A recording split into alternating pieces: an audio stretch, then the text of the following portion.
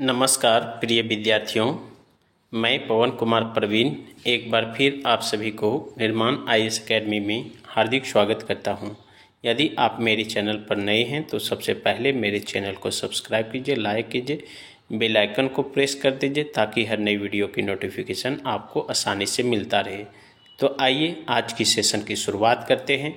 आज के सेशन में मैं बात करूँगा झारखंड पीजीटी इतिहास विषय से संबंधित कि अब आपके एग्ज़ाम में 2 से ढाई मंथ रह गए हैं और इतने कम समय में आप कौन कौन सा पुस्तक को अध्ययन करेंगे, कौन कौन सी आपके क्वेश्चन बैंक का आप अध्ययन करेंगे, ठीक है।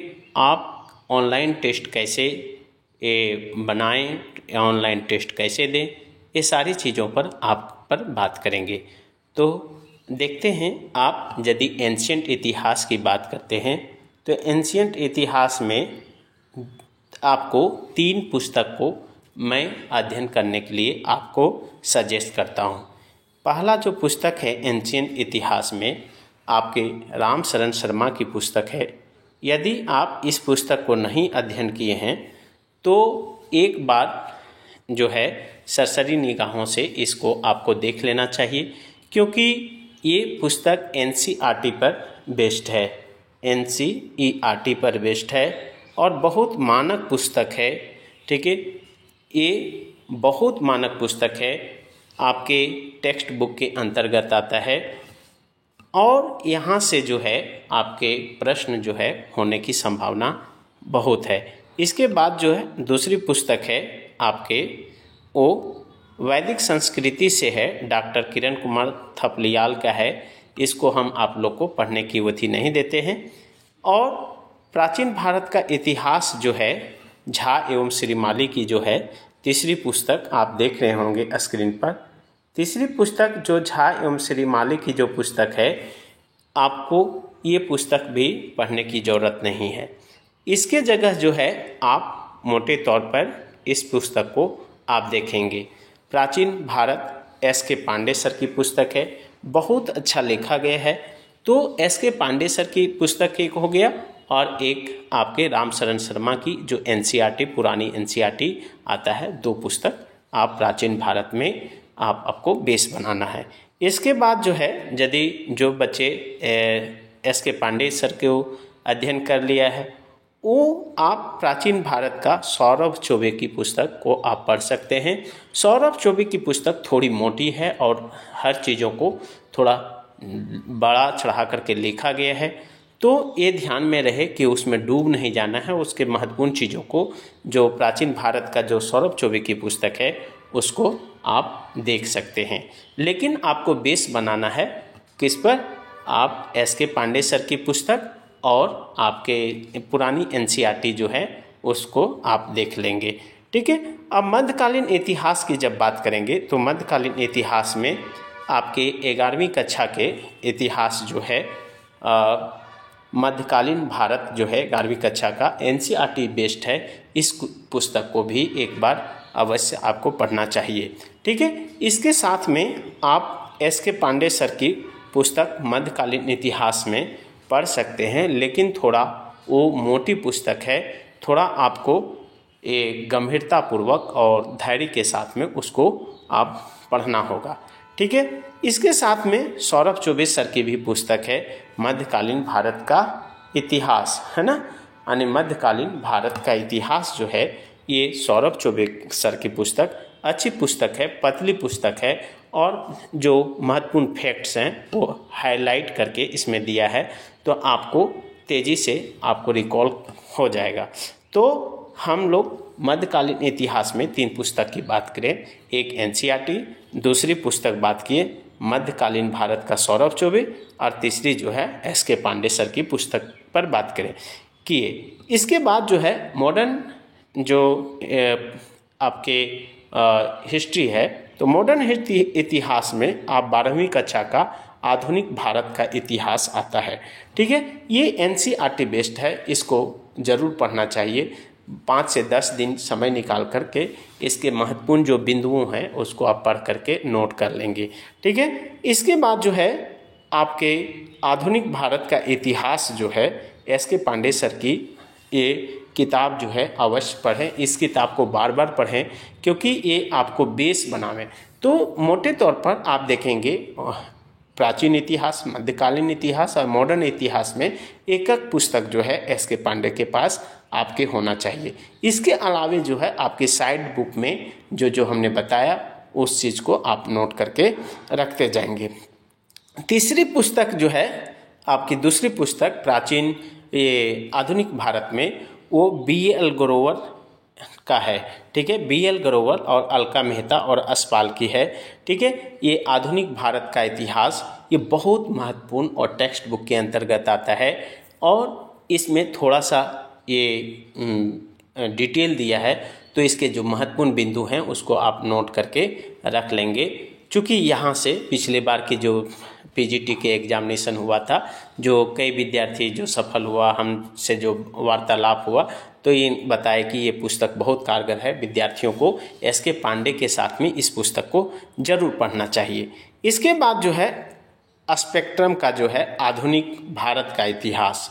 ठीक है, तो आधुनिक भारत का इतिहास स्पेक्ट्रम की भी पुस्तक अच्छी है, लेकिन आप यदि एस के पांडे और B.L. ग्रोवर और अलका मेहता को आप पढ़ते हैं तो इसकी ज़रूरत नहीं पड़ेगी। ठीक है, इसके बाद आप देखेंगे भारत का स्वतंत्रता संघर्ष। भारत का स्वतंत्रता संघर्ष जो है आपके ये किताब भी बिपिन चंद्रा की पुस्तक है और इसमें बहुत डिटेल जो है भारत की स्वतंत्रता संघर्ष को लिखा गया है। ठीक है, पहली बार हम 2009 में ये पुस्तक खरीदे थे और उसके बाद इसका अध्ययन किए। तो ठीक है, इसमें थोड़ा सा लंबा है, आपको याद नहीं उतना रहेगा, कंटेंट याद नहीं रहेगा, इसीलिए आप जो है ये पुस्तक को आप मत ही फॉलो कीजिएगा, लेकिन आप देख लीजिएगा एक बार। अब आपका एक महत्वपूर्ण पुस्तक है, ये शारदा पुस्तक भवन इलाहाबाद से प्रकाशित हुआ है। ये आधुनिक भारत का डॉक्टर एस के गुप्ता। इस पुस्तक की खासियत क्या है, इसमें पूरा फैक्ट दिया हुआ है और छोटा छोटा कहानी दिया हुआ है और ये भी पुस्तक जो है बहुत महत्वपूर्ण है। तो आप देख लेंगे, 3 पुस्तक को आपको पढ़ना है मोटे तौर पर आधुनिक इतिहास में। पहला जो है हम बताए आपको, पहला पुस्तक जो है आपके ये एस चांद की B.L. ग्रोवर का आधुनिक भारत का इतिहास और आधुनिक भारत का इतिहास एस के पांडे की 2 पुस्तक, और एक तीसरी पुस्तक जो हमने बताया अभी आपके डॉक्टर एस के गुप्ता आधुनिक भारत, ये शारदा पुस्तक भवन इलाहाबाद से प्रकाशन होता है। ठीक है, अब हम आ जाते हैं आपका विश्व का आधुनिक इतिहास। तो विश्व के आधुनिक इतिहास जानते हैं आप, जैन एवं माथुर का कोई विकल्प नहीं है। वर्ल्ड इतिहास में ये आपका बाइबल है। ठीक है, लेकिन इसमें बहुत लंबा, बहुत डिटेल दिया गया है, आपके पास उतना समय नहीं है।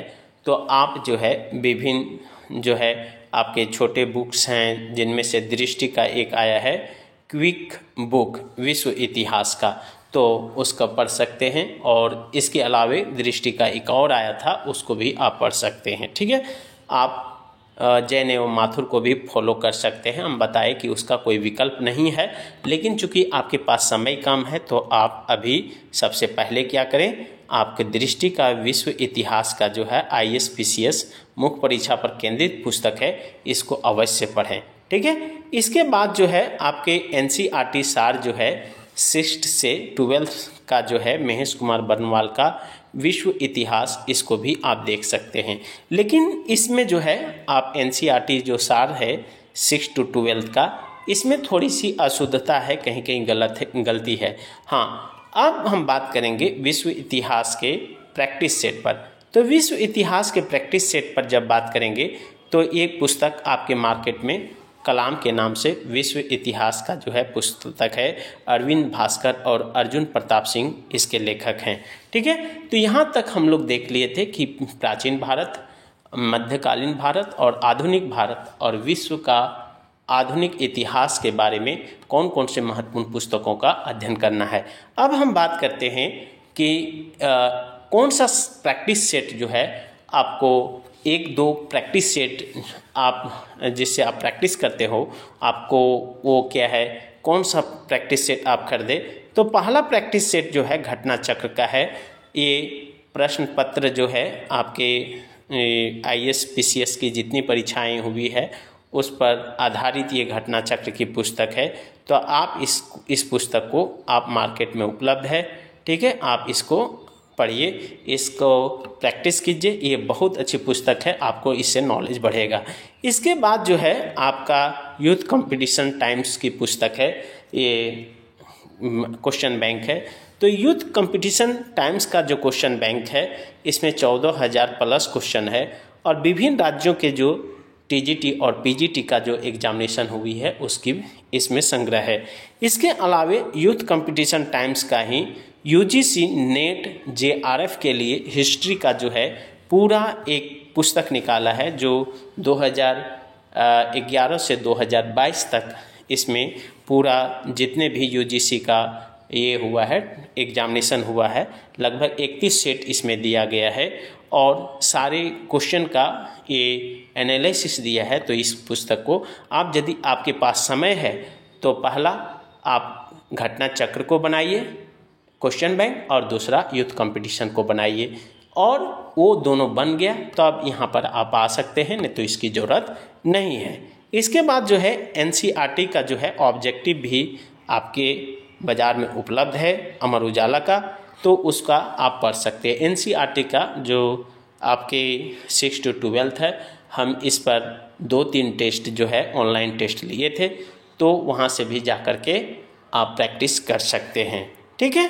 फिर यूनिक का भारतीय इतिहास का जब पहले वैकल्पिक होता था, यानी 2012 के पहले ये UPSC वैकल्पिक था, ऑप्शनल था, तो उस समय का इसमें आपके यूनिक में ये बाज़ार में भी उपलब्ध नहीं है, तो ये पुस्तक आपको मिल जाएगा, ठीक है। ये पुस्तक आपको पढ़ना चाहिए। हमने जो है कई सेटों में आपके यूनिक का जो प्रीवियस ईयर का क्वेश्चन था, वैकल्पिक क्वेश्चन था, जो वैकल्पिक में पूछा जाता था इतिहास में, तो वहाँ से कई सेटों में यहाँ से 20 क्वेश्चन 30 क्वेश्चन इस प्रकार के उठा करके दिए हैं, ताकि बच्चों को अधिक से अधिक फायदा पहुँचे, ठीक है। इसके अलावे जो है सामान्य अध्ययन के भी प्रश्न जो है UPSC में जो हिस्ट्री से GS के हैं, हिस्ट्री का, उसमें आपका यूनिक का भी प्रश्न दिया हुआ है, तो वहाँ से भी देख सकते हैं। इसके बाद अरिहंत की जो पुस्तकें हैं आपके सॉल्व पेपर जो हैं विभिन्न ये IAS PCS हुआ है, यहाँ से भी इतिहास का क्वेश्चन देख सकते हैं। इसके अलावे आपके पास लूसेंट वस्तुनिष्ठ होगा।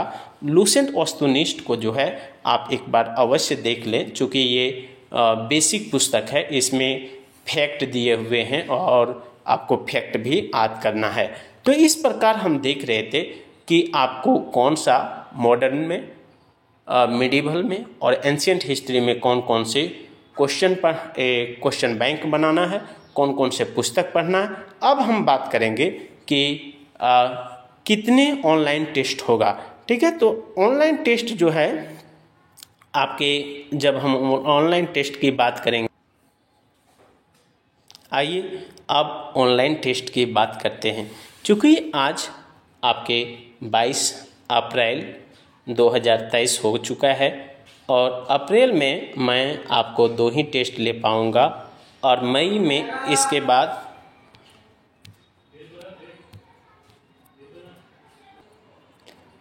मई में जो आपके टेस्ट होंगे वो आपके संडे और वेडनेसडे का जो टोटल टेस्ट होगा, संडे और वेडनेसडे को मिला करके वो आपको 9 टेस्ट होंगे। कितने टेस्ट होंगे? 9 टेस्ट होंगे। अब 9 टेस्ट में जो है कौन कौन सा टेस्ट होगा, तो हम बात करते हैं। ये जो 9 टेस्ट है आपका 7, 14, 21, 28, इसी प्रकार जो है वेडनेसडे को 3, 10, 17, 24 और 31 को टेस्ट होगा। यानी टोटल टेस्ट जो है मई माह में आपके टोटल टेस्ट जो हैं, टोटल टेस्ट मई माह में जो है आपके 9 टेस्ट हो जाएंगे, ठीक है। इसी प्रकार आपके जून में देखेंगे तो जून माह में 8 टेस्ट होगा। तो जून माह में 8 टेस्ट में 4 संडे को होगा और 4 वेडनेसडे को होगा। ठीक है, तो आप देखेंगे कि 8 और 9 कितना हो, 17 टेस्ट जो है आपके मई और जून में होगा। इसके अलावे जो है जुलाई में जो टेस्ट होंगे वो जुलाई में, चूँकि टेंटेटिव डेट जो है जुलाई में आपके सेकेंड वीक है, तो सेकेंड वीक में यदि आपका एग्जामिनेशन 8 तारीख के से स्टार्ट हो जाता है यानी तो आप 2 ही टेस्ट दे पाएंगे, यानी 2 तारीख और 5 तारीख को। यदि थोड़ा सा 12-13 ले जाता है तो आप इसमें 3 से 4 टेस्ट दे सकते हैं। तो मोटे तौर पर आप यहाँ से देखेंगे कि पूरा मई और पूरा जून में आप 17 और 3 हम मान लें जुलाई में, तो 20 टेस्ट जो है आप दे सकते हैं। जो विद्यार्थी एक भी टेस्ट नहीं दिए हैं और टेस्ट से जुड़ना चाहते हैं तो अभी भी आपको मौका है कि आप टेस्ट को दीजिए और टेस्ट को दे करके अपनी तैयारी जो है उसमें थोड़ा चमक लाइए। ठीक है, पिछले बार का जो आप नियुक्ति हुआ था झारखंड पीजीटी इतिहास विषय में, उसमें झारखंड के विद्यार्थियों का क्या परफॉर्मेंस रहा तो उस पर भी हम बात करते हैं। तो आइए, पिछले बार +2 शिक्षक नियुक्ति का जो मामला जो था, सामान्य कोटे में जो बहाल हुए थे 75% बाहरी लोग बहाल हो गया था। अब 75% बाहरी लोग बहाल हो गया था। इस बार देखेंगे कि BC2 के एक भी सीट नहीं है। तो BC2 और जनरल और EWS है ना, EWS का तो है यहाँ पर जो है, यहाँ पर 2017-18 में हुई थी, उनमें 68 सीट में 46 सीटें जो है अदर राज्य के लोगों ने ले गया। तो इसीलिए आप जो है अभी भी गंभीरतापूर्वक से आप अपना तैयारी करना शुरू कर दीजिए और आप ऑनलाइन टेस्ट, ऑफलाइन टेस्ट, ठीक है, या घर में सेट प्रैक्टिस जरूर कीजिए, अन्यथा जो है आपकी जो है मेहनत और सपना जो है वो चकनाचूर हो जाएगा। ठीक है, आप इस पर बात करते हैं कि इस बार जो है कितना सीट है। तो देखिए, इस बार का जो सीटें हैं प्रिय विद्यार्थियों, आपके इसी में आपको फाइट करना है। आपके आरक्षित यानी अनारक्षित सीटों की जो संख्या है 82 है। अब 82 में झारखंड के भी लोग हैं, झारखंड के लोग हैं और झारखंड के बाहर के भी लोग हैं। ठीक है, इनमें 82 में 4 जो है महिलाओं के लिए आपको आरक्षित है। इसके बाद अत्यंत कमजोर वर्ग के लिए भी 18 सीट का प्रावधान है। कितने? 18 सीट का प्रावधान है। ठीक है, 18 सीट। और अनुसूचित जनजाति के लिए आपके 49, अनुसूचित जाति के लिए जो है 18, अनुसूचित जाति यानी SC के लिए 18 और BC1 के लिए यहाँ देखेंगे 15 सीट है, जबकि BC2 के लिए 0। तो ये जो BC2 है वो आपका शिफ्ट कहाँ करेगा? यहाँ पर शिफ्ट करेगा, यानी अनरिजर्व में शिफ्ट करेगा और दूसरे राज्य के लोग जो हैं वो भी यहाँ पर शिफ्ट करेगा। इसके अलावे ये तो आपके रेगुलर भर्ती का हो गया। आप देखेंगे सीमित भर्ती जो TGT के लिए जो हैं, जो वैसे टीचर जो अभी नौकरी कर रहे हैं हाई स्कूल में, उसके लिए जो है आपके इतिहास विषय में जो सीटें हैं वो 27 हैं। टोटल सीटें जो है उसके लिए आपके 61 हैं और 61 में अनरिजर्व के लिए 27 है। ठीक है, अत्यंत कमजोर वर्ग मतलब EWS है ना, इकोनॉमिकली वीकर सेक्शन के लिए आपके 6 हैं, अनुसूचित जनजाति के लिए 17 है और अनुसूचित जाति के लिए 6 और अत्यंत पिछड़ा वर्ग के लिए 5 और BC2 के लिए 1 भी नहीं। ठीक है, तो आप जो है यहाँ BC2 के जो यदि कोई PGT के टीचर हैं सीमित से, तो वो जनरल में जाएंगे। तो इस प्रकार हम बात कर रहे थे कि कितना कठिन जो है, यानी इस बार जो आपके एग्ज़ाम होने जाएंगे होगा वो बहुत महत्वपूर्ण एग्ज़ाम है। आपका फाइटिंग झारखंड के लोगों से भी है, झारखंड के बाहर के लोगों से भी है। ठीक है, आप जो है अपनी तैयारी को कैसे करें, मैं किस प्रकार आपको मदद कर पाऊँगा, आइए उस पर बात करते हैं। तो चूँकि मैं शुरू से झारखंड पीजीटी इतिहास का ऑनलाइन टेस्ट चला रहा था, ठीक है।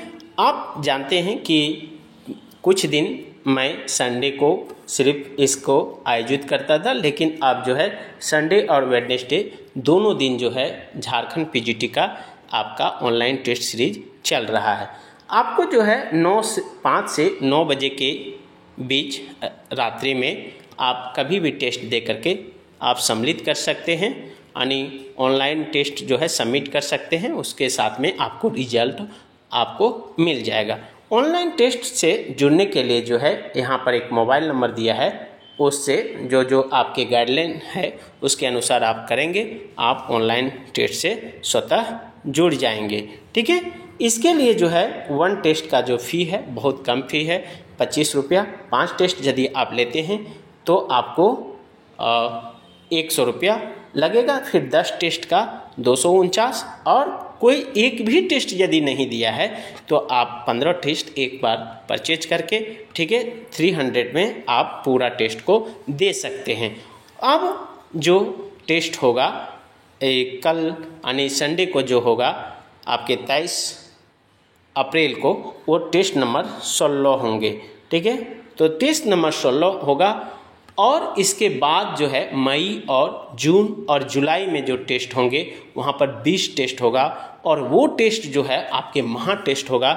उस टेस्ट को आप यदि देते हैं तो निश्चित तौर से आप सफलता की जो आपकी ये सफलता है वो आपको मिल जाएगा, ठीक है। तो आज के क्लास में इतना ही। आपके उज्जवल भविष्य का मैं मंगल कामना करता हूँ। धन्यवाद।